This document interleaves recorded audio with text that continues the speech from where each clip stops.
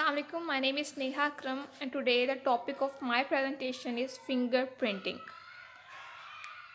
So first of all, I will tell you about fingerprinting. ये fingerprinting जो है ये सबसे सही वाला और सबसे शॉर्टेस्ट मेथड है किसी भी चीज़ किसी आइडेंटिफिकेशन पर्पस के लिए।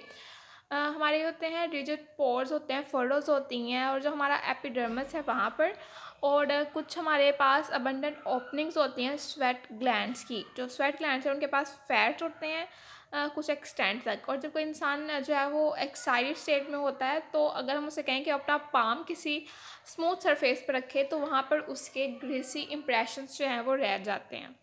इसी तरह फिंगरप्रिंटिंग के कुछ जो हैं वो प्रिंसिपल्स हैं। सबसे पहला प्रिंसिपल जो है वो ये है कि हर इंसान का इम्प्रेशन जो है वो यूनिक होता है, और चांसेस हैं कि कुछ लोगों के जो है वो सेम हों, और वो चांसेस 1,54,000,000,000। दूसरा जो इसका प्रिंसिपल है कि वो ये है कि जो पैटर्न है ना वो पूरी ज़िंदगी अनचेंज रहता है। इसके बाद कुछ एक्सेप्शंस भी हैं, कुछ बीमारियां हैं जिनकी वजह से हमारा जो पैटर्न है वो टेम्परेरी तौर पर जो है वो चेंज हो जाता है। इसमें आ जाती है प्रॉन्स डिसीज़, कोएलिक डिसीज़, और भी कुछ डिसीज़ हैं जिनके यहाँ नाम जो है वो यहाँ पर मैंशनड है। किसी वजह से परमानेंट तौर पर भी जो है हमारा पैटर्न जो है वो लूज़ हो जाता है। उसमें आ जाती है लिप्रोसी, और अगर एक्सपोजर ऑफ रेडिएशंस, कुछ रेडिएशंस ऐसे होते हैं जिनकी वजह से भी ये परमानेंटली हो जाता है।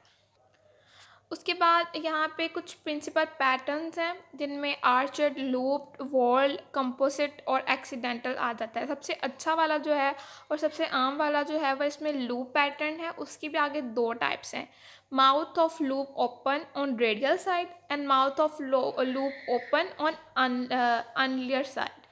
उसके बाद इसके कुछ एडवांटेजेस जो यहाँ पर लिखी हैं वो ये हैं कि ये एप्लीकेबल है किसी भी एज के पर्सन को, ये हेल्पफुल है प्यूरिफाइड बॉडीज़ में, और ये आइडेंटिफिकेशन का सबसे एब्सोल्यूट वे है, और ये मेंटेन कर सकता है रिकॉर्ड्स को किसी भी आइडेंटिफिकेशन के लिए फ़ोटोग्राफ पे भी।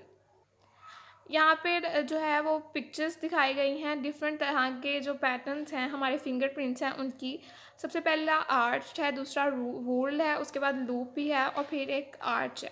तो ये डिफरेंट जो हैं वो फिंगरप्रिंट्स जो हैं वो हो सकते हैं हर एक की फिंगर्स पर। उसके बाद टाइप्स हैं फिंगरप्रिंट्स की। जो क्राइम सीन्स होते हैं वहाँ पर फिंगरप्रिंट्स जो हैं वो बहुत इंपॉर्टेंस रखते हैं किसी भी क्रिमिनल की जो है पहचान करने में, ये बहुत हेल्पफुल साबित होते हैं। तो इसकी डिफरेंट टाइप्स हो सकती हैं। सबसे पहले देखे जाते हैं विजिबल प्रिंट्स, यानी कि इसमें आ जाते हैं खून का निशान, पेंट का निशान, या किसी भी तरह का डर्ट प्रिंट।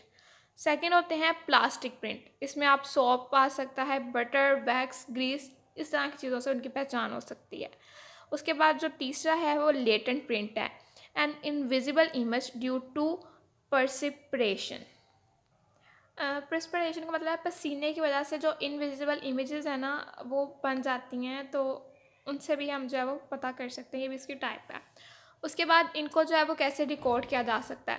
तो सबसे पहले लिविंग बींग्स में, यानी कि जो ज़िंदा इंसान है उनमें कैसे किया जा सकता है, इसके दो तरीके हैं। सबसे पहला है प्लेन मेथड, इसमें जो फिंगर टिप है उससे डिप किया जाता है किसी स्टेन से, या फिर स्टेनिंग की जाती है उसकी, उसके बाद स्लाइटली उसको किसी पेपर पर जो प्रेस करके प्रिंट ले लिया जाता है। दूसरा मेथड है वो है रोलिंग मेथड। इस मेथड में जो उंगली है उसको फर्मली जो है ना वो पकड़ा जाता है, उसको रोल किया जाता है किस चीज़ पर, उसके बाद उसको ना किसी भी चीज़ पर जो है वो रख के रोल किया जाता है ताकि पूरी उंगली का इंप्रेशन जो है वो वहाँ पर आ जाए।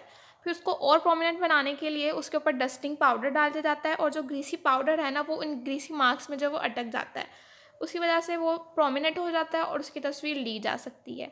ये दोनों मेथड जो हैं वो ज़िंदा लोगों के लिए यूज़ किए जाते हैं, लेकिन जो डेड बॉडीज़ होती हैं उनकी जो स्किन है वो बहुत ही ज़्यादा ड्राई और हार्ड हो जाती है, इसीलिए उनके ऊपर सबसे पहले ऑलिव ऑयल लगाया जाता है, और उनके अंदर जो लिक्विड पैराफिन है वो इंजेक्ट किया जाता है उनकी फिंगर्स में। उसकी वजह से जो उनकी स्किन है वो थोड़ी सी सॉफ्ट हो जाती है, और फिर उनके जो प्रिंट्स हैं ना वो बिल्कुल आम तरीके से जो है वो लिए जा सकते हैं। उसके बाद तीसरा है प्रिजर्वेशन, कि कैसे प्रिजर्व किया जाता है। फिंगरप्रिंट्स जो है ना उन्हें प्रिजर्व कर सकते हैं कट करके। फिंगर्स को जो पहला ज्वाइंट है इंटरफेरिंगल ज्वाइंट, यहाँ से उन्हें कट किया जाता है, उन्हें प्रिजर्व किया जाता है 70% अल्कोहल को एक अलग-अलग कंटेनर्स में, और उन्हें फिर लेबल भी किया जाता है ताकि पता लग सके किसकी है।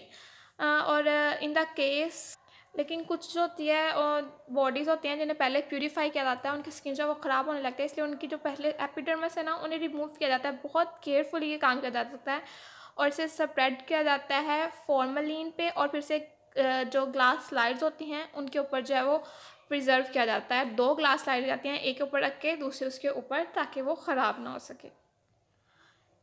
इस जो प्रैक्टिकल है एप्लीकेशंस है फिंगरप्रिंट्स की, वो भी काफ़ी ज़्यादा हैं। सबसे पहले कि जो क्रिमिनल्स हैं उनकी आइडेंटिफिकेशन हो जाती है, उनके फिंगरप्रिंट्स जो है वो मिल जाते हैं क्राइम सीन्स पर।